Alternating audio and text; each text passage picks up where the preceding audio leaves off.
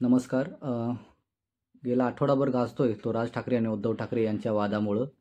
खरं तर सुरुवातीलाच राज ठाकरे यांचा मराठवाडा दौरा सुरू झाला आणि या दौऱ्याच्या वेळी काही शिवसैनिकांनी त्यांच्या ताफ्याच्या समोर सुपारी फेकत आंदोलन केलं आणि या वादाला खरं तर सुरुवात झाली. आणि याचाच दुसरा अंक म्हणजे काल परवाच उद्धव ठाकरे हे ठाणे दौऱ्यावरती होते आणि या दौऱ्याच्या वेळी मनसेच्या काही कार्यकर्त्यांकडून उद्धव ठाकरे यांच्या ताफ्याच्या समोर शेण, बांगड्या, नारळ फेकत आंदोलन केलं आणि हा वाद अधिकचाच वाढत गेला. खरं तर आपण पाहिलंय की पहिल्या स्त्री शिक्षिका सावित्रीबाई फुले यांच्यावरती देखील पुण्यामध्ये शेण फेकल्याचं आपण ऐकलं होतं.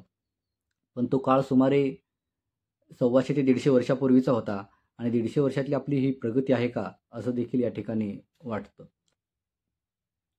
याचा अर्थ आपण सुपारी फेकण्याचं कुठंही समर्थन करत नाही.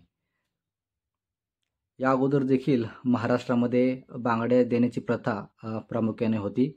आंदोलनाच्या वेळी काही आंदोलनकर्त्याकडून या बांगड्या पाठवल्या जायच्या.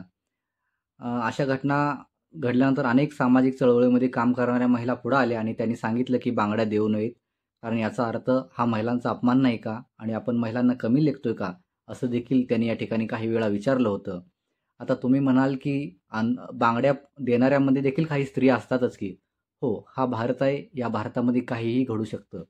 यानंतर शिवसेनाचे नेते संजय राऊत समोर आले आणि त्यांनी सांगितलं की हे शिवसैनिक असतील कदाचित, पण ते ही पक्षाची भूमिका नाही आणि ते मराठा आंदोलक म्हणून या ठिकाणी पुढे आल्याचं देखील संजय राऊत यांनी सांगितलं.